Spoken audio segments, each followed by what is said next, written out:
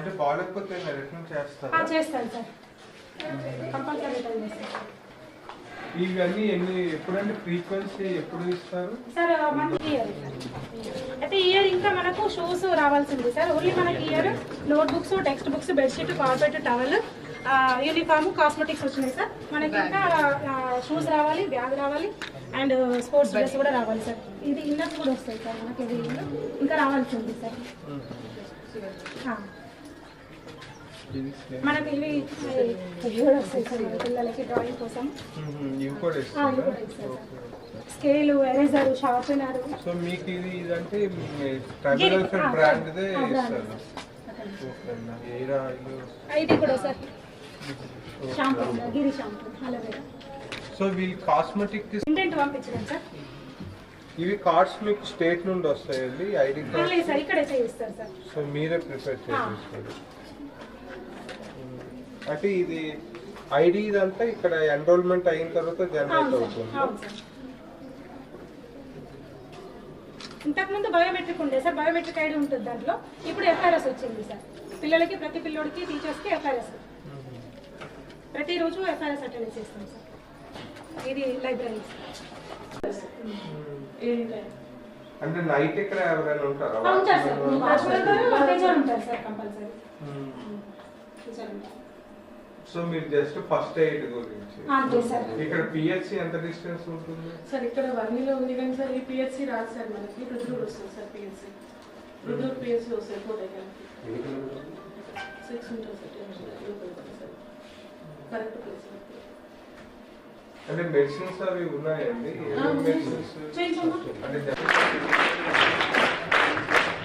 ఆహ్వానం వేదికను అలంకరించవలసిందిగా కోరుతున్నాం.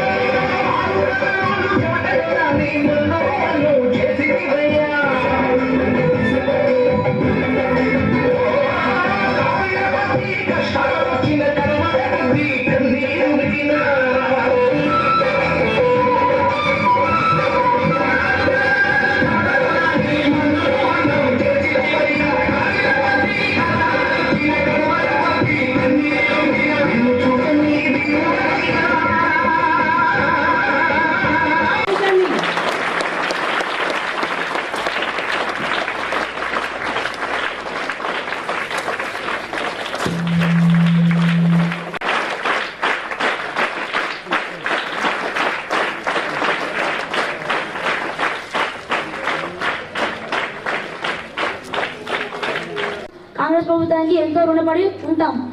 అందువల్ల మనం మన తెలంగాణ కోసం మన జీవితకాలం కృషి చేయాలని కోరుకుంటూ నా చిన్న ఉపన్యాసాన్ని ముగిస్తున్నాం. తీసుకొని ఇది శాంక్షన్ చేయవలసిందిగా కోరుకుంటున్నాను సార్.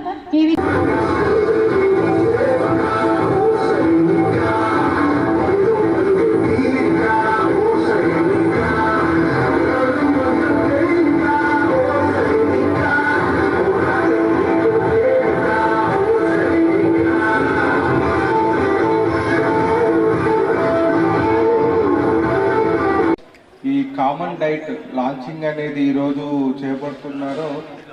అందులో భాగంగా మన నిజామాబాద్ జిల్లాలో కూడా అన్ని రెసిడెన్షియల్ స్కూల్స్లో కూడా హాస్టల్స్లోని ఈ కార్యక్రమం జరుపుకుంటున్నాము. సో ఆల్రెడీ మీకు ప్రిన్సిపల్ గారు చెప్పినట్లుగా మనకి డైట్ ఛార్జెస్ అనేది 40%, అదేవిధంగా కాస్మెటిక్ ఛార్జెస్ 200% వరకు ఎన్హాన్స్మెంట్ చేయడం జరిగింది. సో అంటే మనకి ఏదైతే ప్రభుత్వ గురుకులాలు కావచ్చు ఆర్ హాస్టల్స్ కావచ్చు, సో ఇప్పుడు పెరుగుతున్న ఈ ధరలకి అనుగుణంగా ఈ డైట్ ఛార్జెస్ కూడా మనకి 40%, అంటే ఇప్పుడు మనకి ఫస్ట్ థర్డ్ క్లాస్ నుంచి 7th క్లాస్ వరకు చూసుకుంటే ముందుగా మనకి 950 రూపీస్ ఉండేది, ఇప్పుడు దాన్ని 1330 రూపీస్కి ఎన్హాన్స్ చేయడం జరిగింది. అదేవిధంగా 8వ తరగతి నుంచి 10వ తరగతి వరకు చూసుకుంటే 1100 రూపీస్ నుంచి 1540 రూపీస్ వరకు కూడా ఎన్హాన్స్మెంట్ చేశారు. సో దానికి అనుగుణంగా ఇప్పుడు కొత్త డైట్ మెనూ కూడా ఈరోజు మనము లాంచ్ చేసుకోవడం జరిగింది.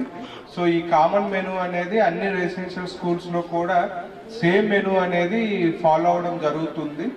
సో అంతేకాకుండా మనకి అన్ని గురుకులాలు, రెసిడెన్షియల్ స్కూల్స్, హాస్టల్స్లో కూడా ఆఫీసర్స్ రెగ్యులర్గా ఇన్స్పెక్షన్ చేయడము, ఆ క్వాలిటీ ఫుడ్ ఏదైతే కుకింగ్ చేస్తున్నారో క్వాలిటీ ఇన్షూర్ చేయడము, అదేవిధంగా మనకి ప్రిపరేషన్ కూడా హైజీనిక్ కండిషన్స్లో చేస్తున్నారా లేదా, మన గ్రాసరీస్ కానీ ఇంగ్రీడియంట్స్, ఆ స్టోరేజ్ ఫెసిలిటీస్, సో అన్ని అంటే యాంగిల్స్లో కూడా దానికి మనకి ఇంప్రూవ్మెంట్ గురించి ఇప్పుడు మీ ముందు ఇది బుక్లెట్ కూడా ఒకటి, మన గ్రాసరీస్ కానీ ఇంగ్రీడియంట్స్, ఆ స్టోరేజ్ ఫెసిలిటీస్, సో అన్ని అంటే యాంగిల్స్లో కూడా దానికి మనకి ఇంప్రూవ్మెంట్ గురించి ఇప్పుడు మీ ముందు ఇది బుక్లెట్ కూడా ఒకటి లాంచ్ చేయడం జరిగింది.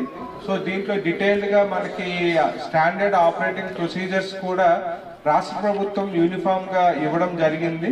సో అది హాస్టల్స్లో కూడా ఫాలో అవడం జరుగుతుంది. సో ఇవంతా కూడా రాష్ట్ర ప్రభుత్వం కల్పిస్తుంది. ముఖ్యంగా ఏమంటే ఎవరైతే ఈ ప్రభుత్వ రెసిడెన్షియల్ స్కూల్స్, హాస్టల్స్ లో విద్యార్థులు ఉన్నారో వాళ్ళకి పౌష్టికాహారం అందాలి, బాగా చదువుకోవాలి అనే ఉద్దేశంతో రాష్ట్ర ప్రభుత్వం ఈ కార్యక్రమాన్ని చేపట్టడం జరిగింది. సో ఇక్కడ ఉన్న విద్యార్థులందరూ కూడా మీరు బాగా చదువుకోవాలి. అంటే ఇక్కడ మీకు తల్లిదండ్రులు కొంతమంది వచ్చారు కూడా. సో మీ పేరెంట్స్ ఇక్కడికి మిమ్మల్ని పంపించింది మెయిన్ ఉద్దేశం ఏమంటే మీరు ఇక్కడ ఉండి మంచిగా చదువుకొని మంచి పొజిషన్లో అంటే ఫ్యూచర్లోన మీరు బాగా సెటిల్ అవుతారు, ఏదైనా ఉద్యోగం చేసుకుంటారు అనే ఉద్దేశంతో మిమ్మల్ని ఇక్కడ అడ్మిట్ చేయడం జరిగింది. సో చాలా మంది కూడా మనకి ట్రైబల్ వెల్ఫేర్ ఆశ్రమ్ స్కూల్స్లో కూడా ఈవెన్ మనకి ఐటీడీఏ ఉట్నూరు అవ్వచ్చు, ఐటీడీఏ భద్రాచలము, ఏటూరు నాగారము, సో అన్నిట్లో కూడా ఆశ్రమ్ స్కూల్లో చదువుకున్న స్టూడెంట్స్ కూడా చాలా మంచి స్థాయికి వెళ్ళడం జరిగింది.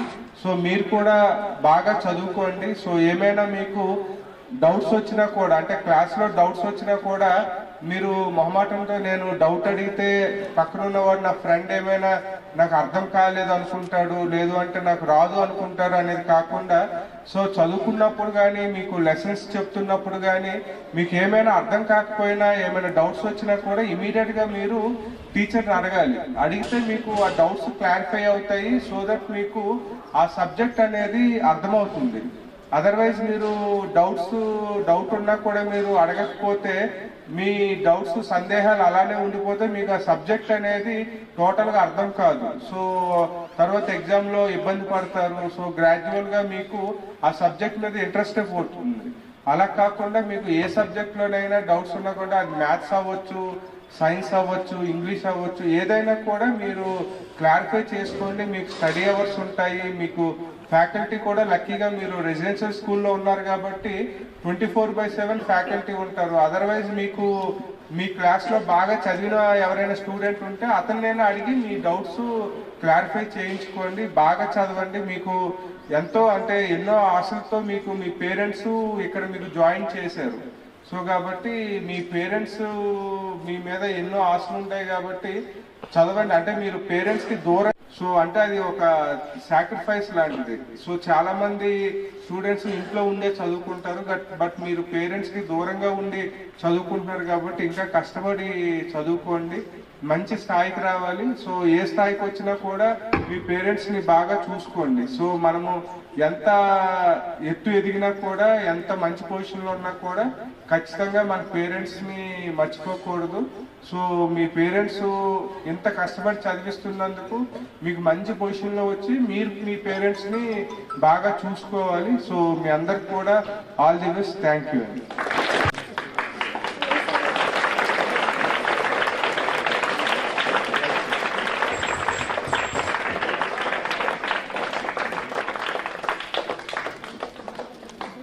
మీరు ఇక్కడే ఉంటారు.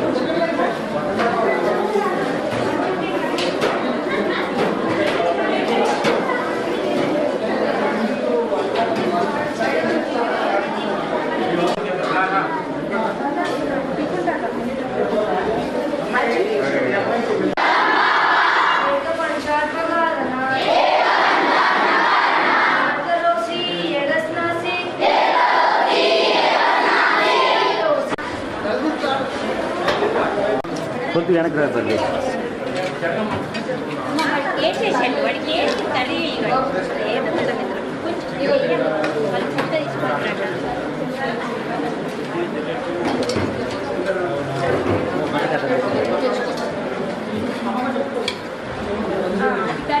బకెట్ దిగమ్మా.